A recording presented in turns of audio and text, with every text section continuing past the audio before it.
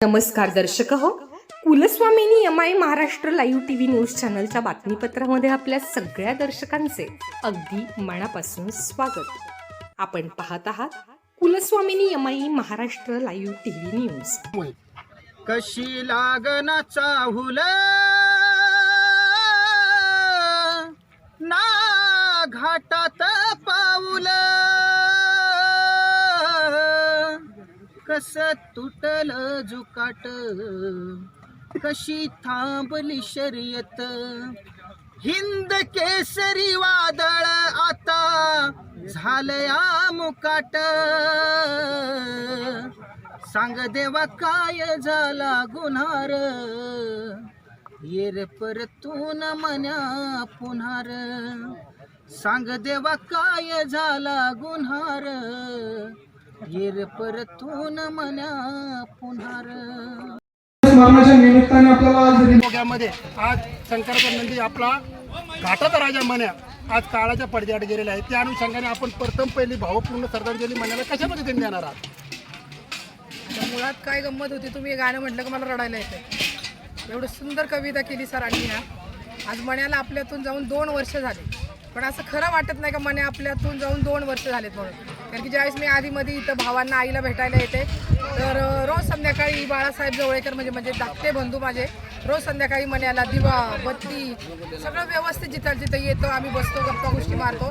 पण बोलता बोलता या घटनेला 2 वर्ष झाले खरे वाटत नाही सर। काळाच्या चिमटीतून निष्ठून गेलेला एक क्षण, डोळ्याची पापणी लावता होत्याचं नव्हतं झालं आणि कापराची ज्योत हवेत विरली गेली आणि मन्या नावाचं पर्व आज काळाच्या पडद्याआड गेलेलं आहे। आणि तुम्ही आताच मन्याला काय केलेली की एक तुमचा हुंदूक, तुमचं हृदय स्पर्श करून तुम्ही काय केलेले भावपूर्ण श्रद्धांजली मन्याला दिलेली पण आहे। पण आज आपल्या अहिल्यादेवी सुसंस्कृत व्यसन करण्याच्या ह्या वापगाव नगरीमध्ये आज आपल्या म्हणजे यात्रा उरूस या कार्यक्रमासाठी प्रत्येक गाडा शौकीन आपल्या घाटामध्ये बैल म्हणजे नेत असतो आणि पोटच्या गोळ्यासारखे त्या बैलांना तो जीव लावित असतो।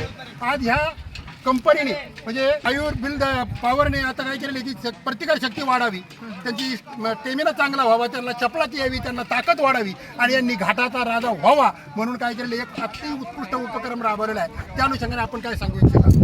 ही पावडर आहे ना, आता सध्या आम्ही आमच्या बैलांना पण देतो। बैलाची रोग प्रतिकार शक्ती आणि स्टॅमिना आणि चपळता वाढवणारी पावडर आहे आणि महत्त्वाचं म्हणजे आयुर्वेदिक आहे। आयुर्वेदिक गोष्टीकडे आपण पुन्हा आता सर्वांनी वळलं पाहिजे, कारण की दवाखाना, गोळ्या, औषधं किंवा बैलांना तुम्ही ते इंजेक्शन देता ना, त्यामुळे बैलांचं स्टॅमिना कमी होतो आणि त्यांचं आयुष्य कमी होतं। त्यामुळे सगळ्यांनी आहे ना आयुर ब्ल्यू पावडर ह्या पावडरचा वापर आपल्या बैलांसाठी करावा, कारण की आपण आपल्या बैलांना, आपल्या जनावरांना पोटच्या गोळ्यासारखं वाढवतो। मग हे त्यांच्यासाठी काय नथिंग आहे, विशेष काही नाही।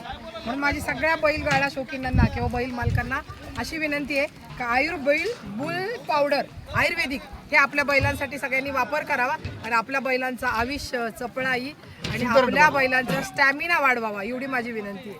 मिसाळताई, तुम्ही आताच सांगितलेलं आहे की ह्या आयुर्बुल पावडरमध्ये कोणतं केमिकल नाही आणि आपलं आरोग्य आपल्या हाती, तसं आपली जे पोटच्या गोळ्याप्रमाणे आपण जी लक्ष्मी जोपासतो, कारण यात्रा उरूस आता सगळीकडे चालू झालेले आहेत। प्रत्येक गाडा शौकीन घाटामध्ये काय ना डोळ्याची पारणे फेडणारे आज जरी मने पर्व बाजूला सरला असेल तर असेच मने पर्व व्हावेत आणि घाटात त्यांनी पळावं म्हणून ताईंनी काय केलेली की ही पावडर लोकांनी घ्यावी आणि या पावडरचा एक वेळेला चॉईस एकदा खाल तर तुम्ही परत या, असं दादा ताईंचं म्हणणं आहे। दादा, मी तुम्ही एक मालक म्हणून तुम्हाला विचारतो, तुम्ही प्रत्येक ज्या गावी जाता आपण ही पावडर आयुर्धन वेलनेस पावडर ही जवळजवळ आपल्या उभ्या महाराष्ट्रात प्रत्येक गावोगावी पोचवायचा प्रयत्न केलेला आहे आणि ही पावडर अशी आहे याने बैलाची प्रतिकारशक्ती वाढते, स्टॅमिना वाढतो, चपळता वाढते।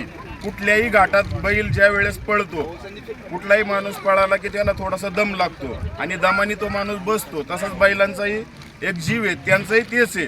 पण ह्या पावडर खाल्ल्यामुळं त्यांना 100% त्याचा स्टॅमिना वाढलेला असतो आणि दम छाटायला त्याला मदत होते।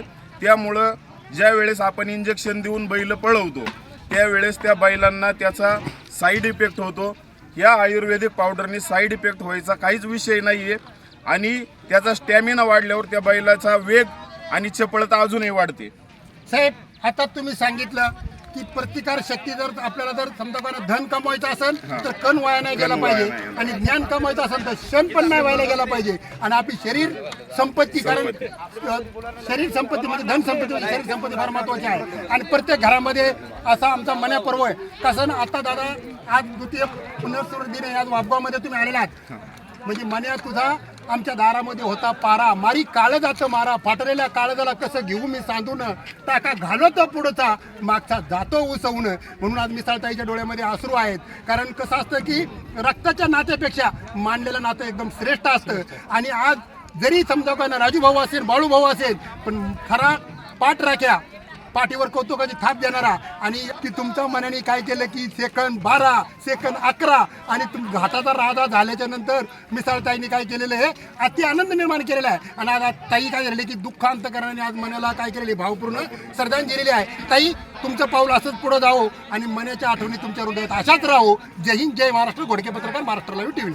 जय हिंद जय की कोणीही त्या ठिकाणी जायचं नाही. जेवणाच्या पंक्ती ह्याच ठिकाणी येणार आहेत. मी आपल्या सगळ्यांच्या वतीनं आपल्या खेड तालुका कृषी उत्पन्न बाजार समिती पुणे जिल्हा परिषदेच्या वतीनं मन्याबाईला द्वितीय पुण्यस्मरणानिमित्त भावपूर्ण श्रद्धांजली त्या ठिकाणी व्यक्त करतो. धन्यवाद.